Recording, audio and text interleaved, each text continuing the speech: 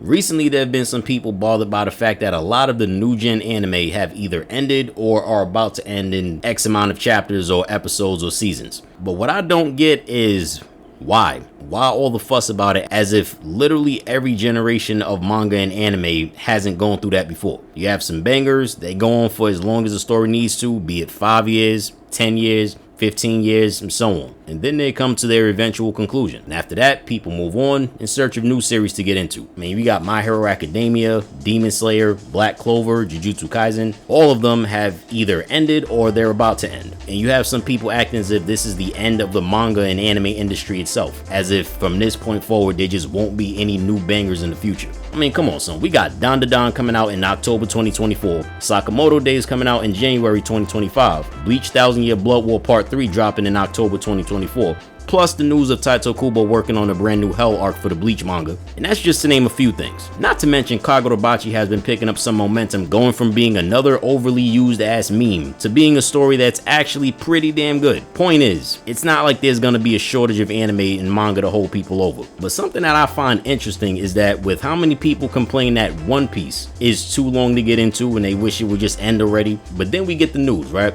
That the manga is coming to an end probably sometime before 2030. Now all of a sudden motherfuckers don't want the story to end. I mean, would it be wrong to say that for the most part human beings are an indecisive species that don't know what the hell they want? And I'm not the first person to think this question, but something I've been thinking of for a minute is, can there be, or even should there be, another manga / anime series as long as One Piece? Will the end of One Piece also signify the end of the era of super long running manga and anime series? Now, firstly, we gotta address the fact that even though One Piece gets joked on for having like over 1,000 chapters and episodes, that is not the first or the only manga to ever have 1,000+ chapters. There are manga series that are either complete or still currently ongoing that either have almost as many chapters, close to as many chapters, or have even flat out surpassed One Piece in chapter count. Now, for reference, One Piece currently has 1,100+ chapters as of right now. Dragon Ball started in 1986 and is currently ongoing with about 520 chapters so far. Naruto started in 1999 and has 700 chapters in total.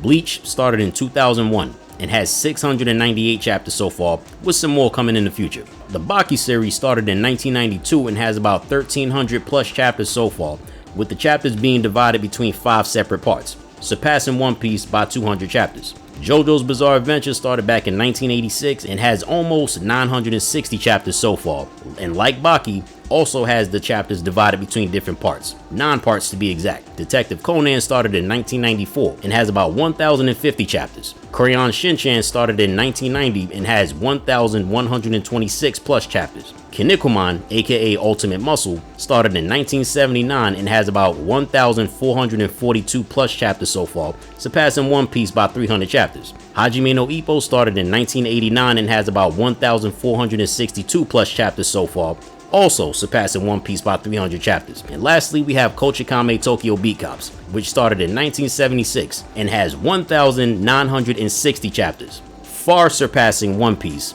by 800 chapters. God damn! Now, while I get that some people just simply lack the interest or the attention span for a story like One Piece, at the same time I also understand that One Piece is the length that it is because it's necessary for this type of story. Now, I personally believe that a story should be as long as it needs to be in order to properly flesh out everything and tie up all the important threads within it. I mean, it's like this: if a story can be told within 50 chapters, 100 chapters, 500 chapters, and so on, then the story should be that long. But if the story can be wrapped up in just 12 volumes or 2 seasons, then there's really no need to try to extend it beyond that point. I also believe that stories should end on a high note as opposed to being pointlessly dragged out until it eventually becomes a diluted version of what it used to be. When a narrative unnecessarily continues beyond its natural conclusion, it's almost impossible to not see everything that happens afterward as just pointless filler. You have some people who will complain about a story ending when they wanted it to go on way longer than necessary. But then when a series ends up continuing for like 20 seasons, when it could have just been wrapped up in like 5, and then people start getting bored with it and they end up saying stuff like, this show is so whack and boring now. They should have just ended the story back when it was good and at its peak and everything was wrapped up just fine. Yeah, no No shit, Sherlock! For example, right, The Boys live action show is ending with season 5. Or at least the main storyline is ending. Afterwards, there's just going to be a bunch of spin-offs and all that stuff. But let's say, for example, that if the show were to continue with an additional 5 seasons, that's really just going to be for the sake of dragging out the story. I mean, I get that when a show is good, people want it to continue for a long time. But at the same time, people need to understand that oftentimes, cravings lie. Oftentimes people just think they want the story to continue indefinitely, but if the story actually did continue on indefinitely, they're gonna get tired of it. It's not all that different from seeing something in the store that you think you really want to buy for real, only to purchase it and end up with buyer's remorse. As much as I love to eat chocolate, if I ate nothing but just chocolate for a week, like never ate anything else, I'd be sick and tired of that shit to the point that I'm gonna start doubting if I even like chocolate to begin with. Now, to get back to the question of with new manga and anime being as long as One Piece, the questions that need to be pondered are, does the story need to be that long? And do people have the interest and attention span necessary to enjoy a story like that? Another question to ask is, will even the same people who enjoyed One Piece have it in them to dedicate decades to following yet another manga series like One Piece for a second time? Now, of course, these are answers that can vary from person to person. Personally, I think it is possible for a newer series to do that, but at the same time, it would have to be a very captivating story that brings that kind of energy. We gotta take into account that newer generations of audiences are not gonna be exactly like the ones from before. There are people who actually prefer the idea of manga and anime stories that don't have a 5-decade-long runtime. Plus, looking back on these types of stories, it's better that those stories ended at the time that they did as opposed to overstaying their welcome. Now, sure, some people are gonna hate that the shows ended after only 4 or 5 seasons, but like every other show that came before, they'll eventually get over that and they'll end up watching something else, and the cycle repeats itself. It's another thing to note that more and more mangakas are starting to realize the amount of damage that this type of career can have on the body, and they're not exactly the biggest fans of ending up with a bunch of serious lifelong injuries or ailments based on what they've seen previous mangakas go through. Clearly, they don't want that for themselves, and I honestly can't blame them. So as a result, they figure they'll create as many chapters for a story as necessary to get it from point A to point B, which as a result tends to mean shorter stories, or at least shorter stories compared to the ones from like the past 15, 20, and 30 years that had like 500, 700, 900 plus chapters. I mean shit, getting noticed by publications like Shonen Jump is hard enough. Then, should you get put on, there's no guarantee that you're even gonna get much of the financial benefits, even if the series does serious numbers in sales and makes hella money for the publication. And then we get to the part about the crazy ass schedules, the strict deadlines that have to be met on a weekly basis, and in some other cases there's some dickheaded editors who'll be abusive to their talents and giving them a hard time. And mangakas dealing with things like deteriorating physical and mental health from the ridiculously stressful process that it takes to make manga. All of that in conjunction with the fact that you could create a series that generates millions, if not billions, only to come to the realization that you're only gonna receive some thousands. If I was a Japanese mangaka, you think I'm gonna work that hard for a maybe?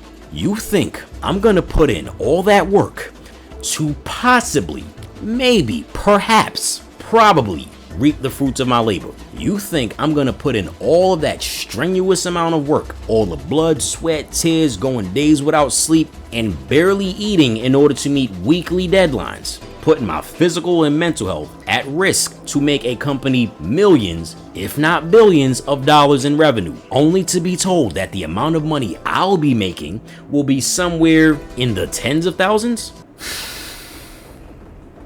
If that were my situation, listen, I'm a bit above the age limit of what would possibly be considered as the young niggas, but believe me when I tell you that when I pull up to the headquarters, the crash out I will unleash in the lobby alone will become a story for the ages. People will spend so much time recapping those events that it'll be a while before they start talking about the havoc I'm gonna unleash when I get to the top floor. Notice how I said when, cause it's not a matter of if I'm gonna get to the top floor. It's just a matter of time before I get to the top floor. When people speak of that incident, they're gonna add a whole bunch of elements to the lore. They'll say I had superpowers, that aliens, demons, and angels and eldritch monsters pulled up to the scene. The story will become so misconstrued and exaggerated to the point that the real story will have been lost to time. And the only people who will know the truth will be the generations that were alive at that point in time to witness what went down that day.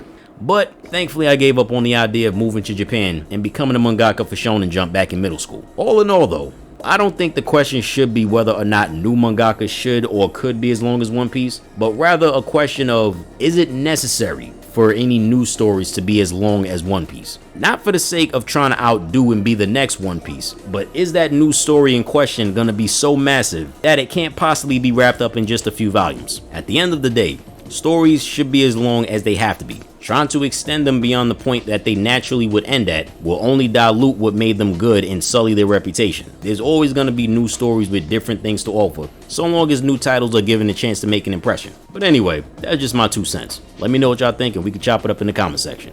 Peace.